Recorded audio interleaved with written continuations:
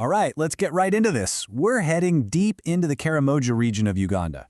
Now, this is a place known for its rugged, wild frontier, not exactly for high-tech innovation. But something called Project Octagon is building its human interface right there.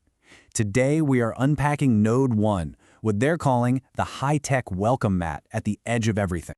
This quote, and this is straight from the project's own internal documents, it just perfectly sets the stage, doesn't it? It tells you that Node 1 isn't just some building. It's a statement. In a place defined by scarcity, it's designed to be this beacon of abundance, the friendly face of a massive, super complex operation. And really, that brings us to the million-dollar question of this whole thing. How in the world do you build a 5-star experience at the end of a dirt road? I mean, seriously, when you're in a place with no reliable power, no stable internet, how do you create an environment that's going to attract, international investors and world-class engineers? That's the puzzle we're going to solve today. So, first things first, let's really nail down what this welcome mat actually is. We're going to start with the foundational concept that makes the whole thing even possible. Okay, the key to understanding all of this is this term, sovereign infrastructure. The best way to think about it is like creating a self-contained bubble of first-world reliability in a place that has, well, none of it. It means you generate your own power, you provide your own screaming fast internet, you manage your own fleet of vehicles, everything, completely off the grid. And this isn't just some theory, right? This is a real place in Kaabong, Uganda. It's led by a local expert, Mike Tumwesigye, and its entire job, its whole reason for being, is to act as the concierge, to handle all the messy, complicated human needs for this giant tech project. All right, so now let's dig into the why. What is the fundamental problem that a place like Node 1 was specifically built to fix?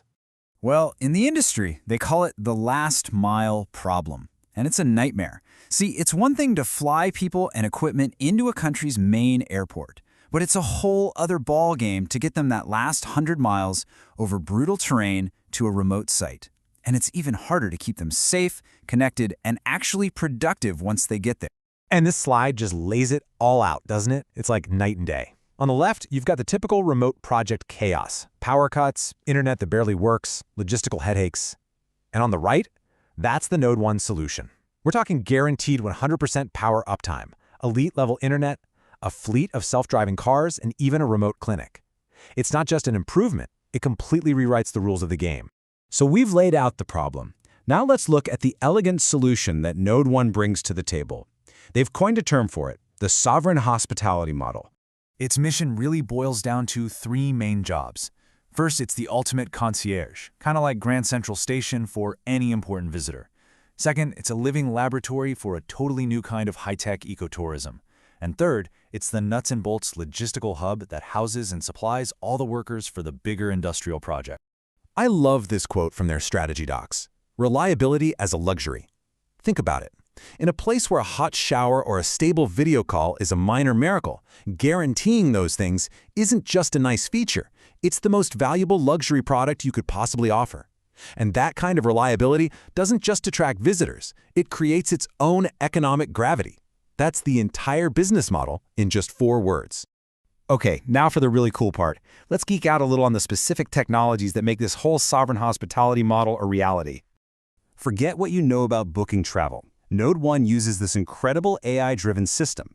Basically, an investor's AI assistant pings Node 1's AI assistant. The 2 AIs then talk to each other, book the international flights, handle the visas, and automatically schedule a self-driving car to be waiting at the airstrip. It makes a trip to one of the most remote places on Earth feel as easy as ordering a pizza. And that self-driving car? It's not just a concept. The plan calls for a whole fleet of them. 20 ruggedized autonomous electric vehicles they call Kurb Kars. These things are tough, and they've been specifically trained to handle the unpredictable, unpaved roads of the Karamoja region. But the cars are just one piece of a much bigger tech stack. They call the whole thing RIOS, the Rural Infrastructure Operating System. It also includes a clinic in a box for top-tier remote medicine and a high-performance Starlink connection that delivers the kind of internet speeds a digital nomad would kill for. Not in a city, but out in the middle of the Ugandan wilderness. Now, this is absolutely crucial to understand. Node 1 is not an island. It doesn't exist in a vacuum. It's a key piece of a much larger, interconnected global network, a mesh that connects the operations in Uganda with partners all over the world. So first you have its local relationship with Node 4, which is basically the project's industrial powerhouse. This creates this perfect symbiotic loop. Node 4 is a power plant that pumps over 10 megawatts of juice into Node 1.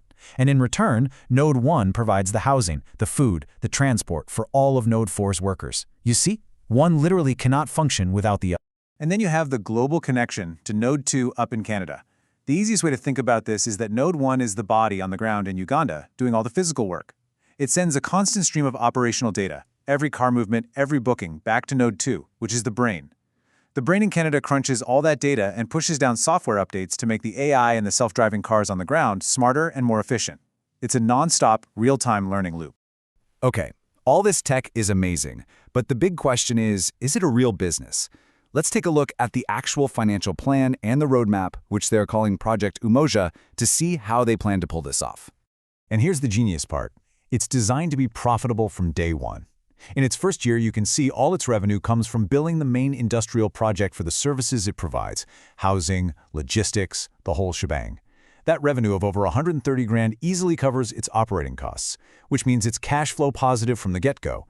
This gives it a rock-solid financial foundation before it ever has to find a single outside customer. The roadmap shows this really smart, phased approach.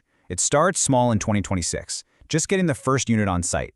Then for the next couple of years, it's all about scaling up to support the big industrial construction, getting the full fleet of cars, building the permanent lodges. And then, in year 4, that's when it makes the big pivot. It plans to open up to the public as Project Umoja, offering commercial tours and a regional autonomous taxi service. And this is the grand vision. The endgame isn't just to be a fancy hotel for one project.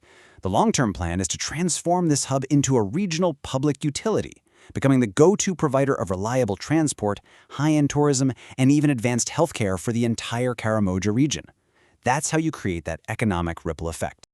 So we end right back where we started, with a huge question. We've seen the plan, we've seen the tech, we've seen the vision.